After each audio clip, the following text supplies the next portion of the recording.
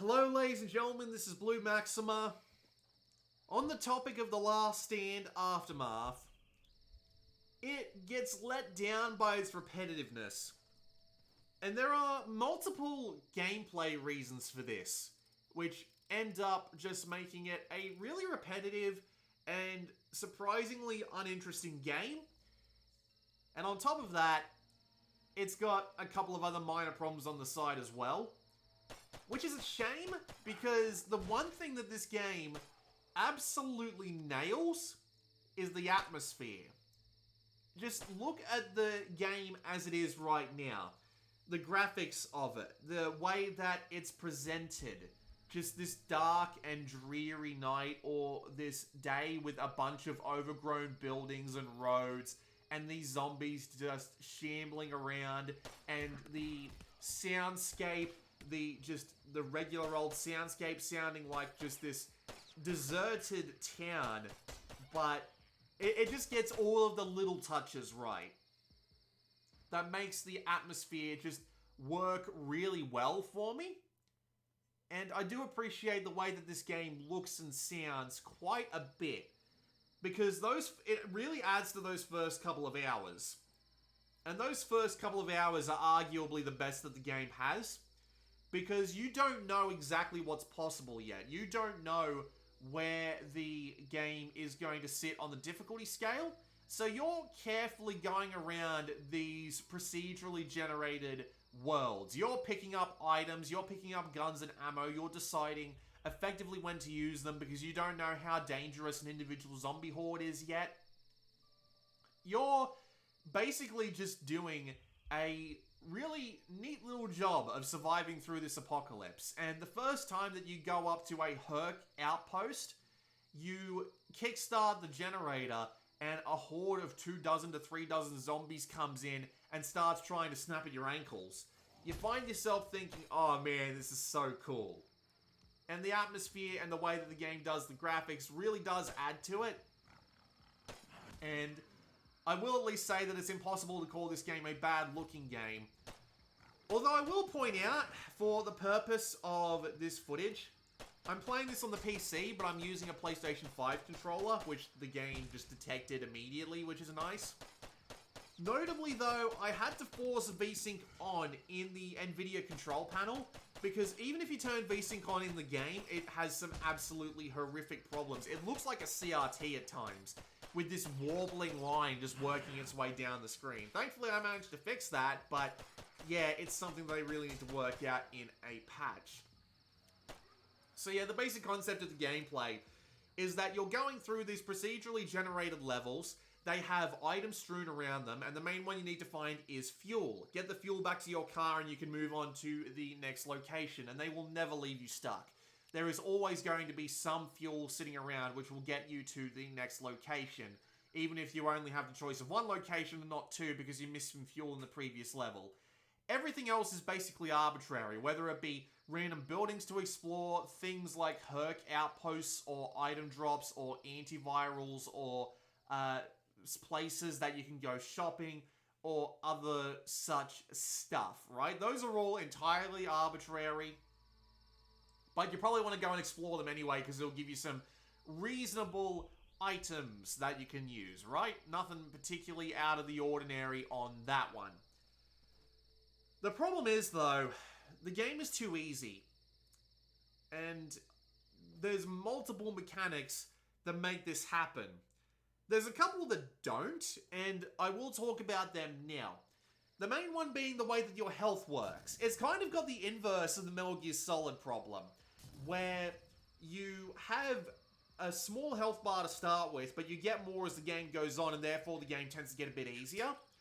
Meanwhile, with this game, your health is slowly ticking down.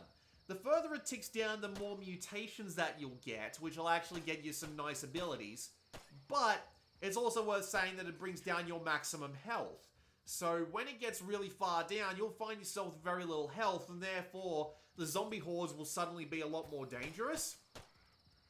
But that's the only way that the game makes the zombie hordes more dangerous, because a lot of the other mechanics in this game really work against it. The main one being the stamina and the encumbrance system. You can carry a certain amount of items, but after you get above a certain point of encumbrance, you will be over encumbered. And this means that you will use double the amount of stamina. Now, I've got to point out in this game that you actually have an absolute ton of stamina. You can run for a really long time. You have a bunch of dodge rolls you can do, and you also can do a bunch of melee attacks. You can do like 5 or 6 before you get tired.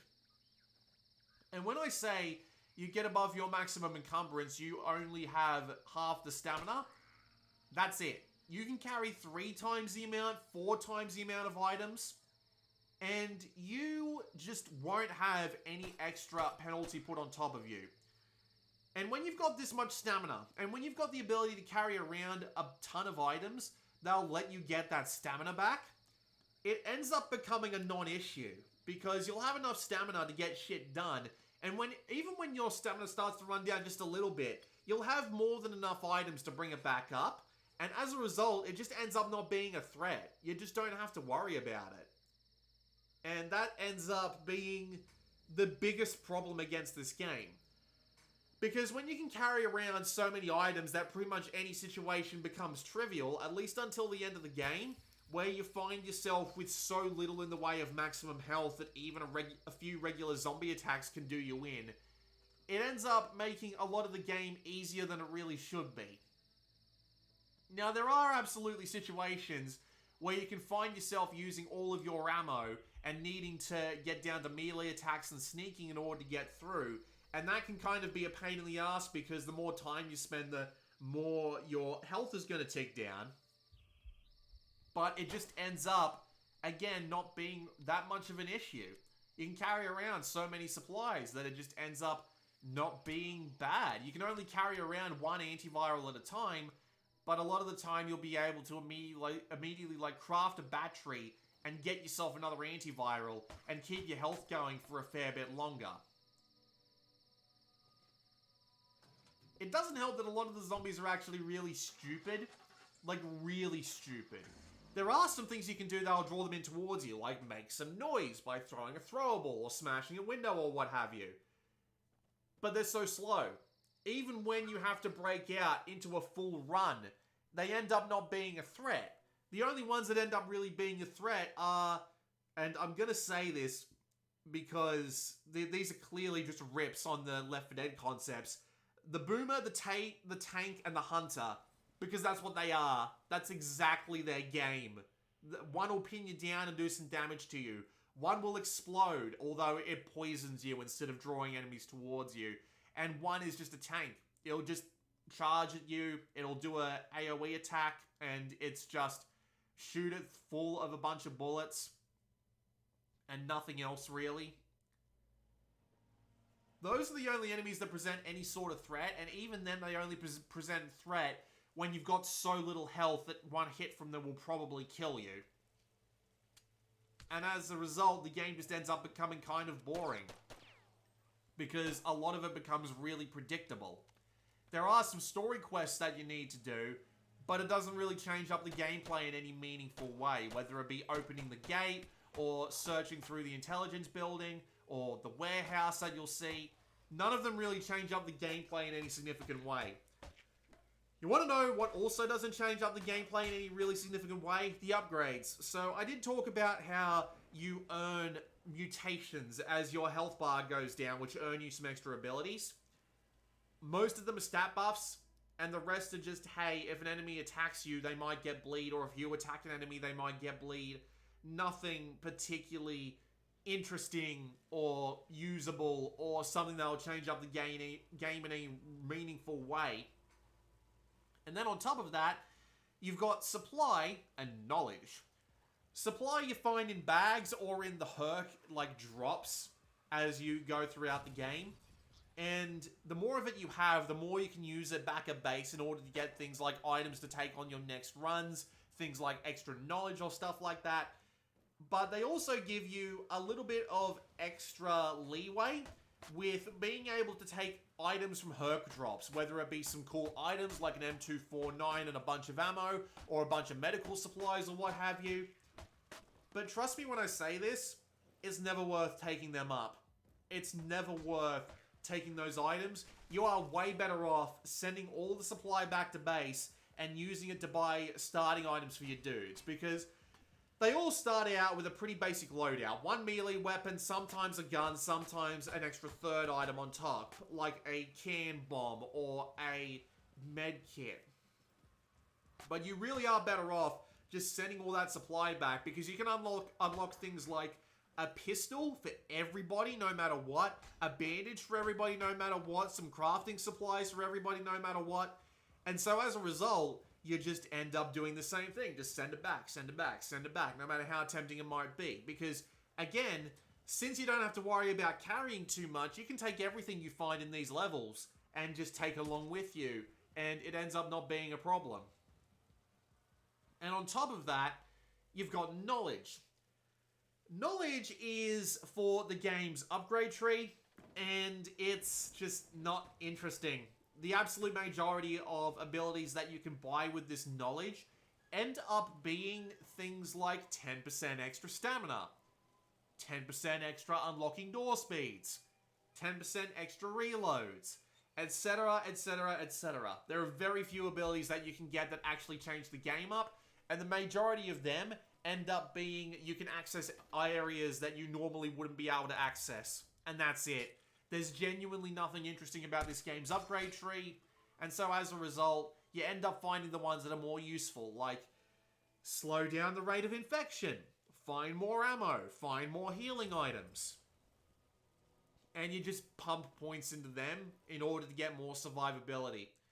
And it really does feel like you wouldn't be able to survive to the end of this game based on pure skill alone. The infection is just going to go by too fast, you're not going to be able to find enough supplies, so you have to spend a few runs earning knowledge and just spending it on the things that'll let you survive for longer, just because you need those supplies, whether it be extra ammo to actually shoot the zombies that might be a problem, extra med kits, because once your infection gets fast enough, you're not going to, low enough I should say, you're not going to be able to recover the health without a bunch of healing items, etc, etc, etc. And you do also have the ability to find a merchant out in the world that you can spend research points in order to get, like, items for that run. But the costs are so high that it's not worth it. It's like, spend 20 points to get yourself a gun, or spend 20 points to make it so that you're more likely to find guns in the future. Yeah, the choice is obvious, and I don't know why the prices on everything are so expensive, because it just makes it a non-factor. And that ends up being the result of a lot of this game's design decisions. A bunch of things become a non-factor, and so as a result, you end up playing the game a certain way. You go out, you pick up literally every item you can because there's no reason not to. You take out most of the enemies with melee because there's really no reason not to, except maybe survival. Try and avoid the more painful enemies if you can, but if you have to, just load ammo into them, it's fine. And not to mention, you're going to have so many items that you're going to be able to craft your way out of any situation anyway. Find herc drops, activate them, and put the supply back in the thing. Always use your research for things, for upgrades, and don't bother spending it on any of the items. Grab all the fuel, take it back to the car. Grab all the supply, take it back to the car. And just rinse and repeat over and over again. It very rarely changes. There are story missions that can give you a slightly different objective, but it doesn't change the way the base gameplay works. It really is just get to the end of the level and then just continue. And it doesn't really help that runs for this game can be over an hour and a half long.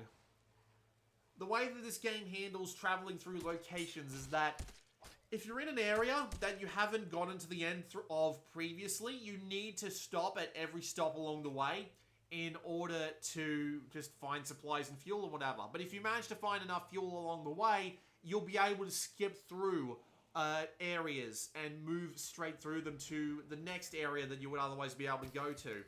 But even then, when I was doing that with the first level, it still took me 20 minutes. Multiply that by the fact that there's like 4 zones in this game, and that's like an hour minimum for each run. And it's just too long. It is genuinely just too long for its own good, because the cycle is so repetitive. the way that you play it is so repetitive. Get all the items, leave the Herc outpost till last, send everything back all the time, and just hope that you have the luck to find enough to get batteries to keep your antiviral going. Spend all of the things on the obvious abilities and don't worry too much about the non-obvious stuff. And just rinse and repeat over and over and over again. And by the end of my gameplay time with this, which was like 5 hours, I was just so bored. I was so intensely bored. I had high hopes after the demo. I was hoping that the difficulty would slowly go up. I was hoping that the zombies would become enough of a threat to just hit that sweet spot of not too challenging, but not underwhelming, so that the zombies actually felt like a threat. But no, this has the Days Gone syndrome where zombies don't really feel like that much of a threat. And it's a shame too, because the atmosphere is just right. It does a great job with that. But there is one other thing that I will talk about as well, and that's the story, because honestly, there's so little of it. I've had like 10 minutes of cutscenes in the 5 hours that I've played, and they're all like single lines. There's no character to any of these people whatsoever. They're all incredibly flat. The dialogue isn't particularly great. Like, once in a blue moon, you might find a note on a wall that says, "Hey, I didn't survive this, I'm sorry. Move on." That's it. That's your entire story. It's not great, if I'm being honest with you. If you're looking for a reason to stay enthused in the world, well, you're not getting it with that. I can tell you that much. So yeah, The Last Stand Aftermath. A fantastic presentation let down by incredibly repetitive and oddly designed gameplay that just wears out its welcome after not even remotely long enough to finish the game. And I'm immensely disappointed because I loved the original Last Stand Flash games. I was hoping for something along the lines of that. Because those games really got the balance of zombies right. They were always, like, just the right amount of threat to make you think, to make you wonder whether or not you were going to survive this. To make you wonder whether or not you were going to be able to make it through and make it to the next day. Get your barrier repaired. Get your guns upgraded. This game just fell off that balance, though. And it's disappointing as a result. So there you go. This has been Blue Maxima. I'll see you all next time.